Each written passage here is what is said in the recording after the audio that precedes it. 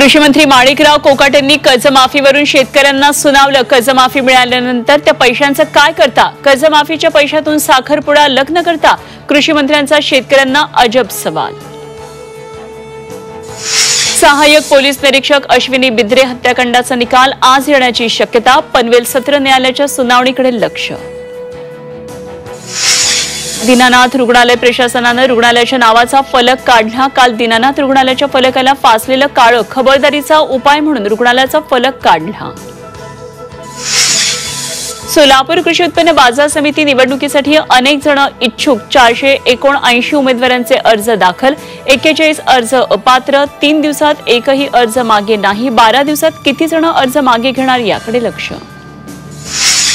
पश्चिम विदर्भाला अवकाळी पावसाचा फटका। 27.50 हेक्टर शेतीचं नुकसान। कांदा, केळी, पपई, आंबा पिकांचं मोठं नुकसान। नुकसान भरपाई देण्याची शेतकऱ्यांची मागणी।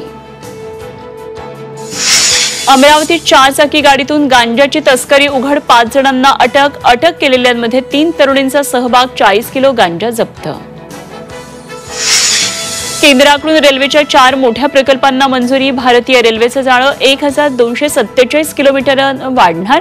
महाराष्ट्रासाठी 4819 कोटींची तरतूद। आणि डीआरडीओच्या मिसाईलची कमाल। एकाच मिसाईलने घेतला 4 लक्ष्यांचा अचूक वेध। जमिनीवरून हवेत मारा करणाऱ्या मिसाईलची यशस्वी चाचणी।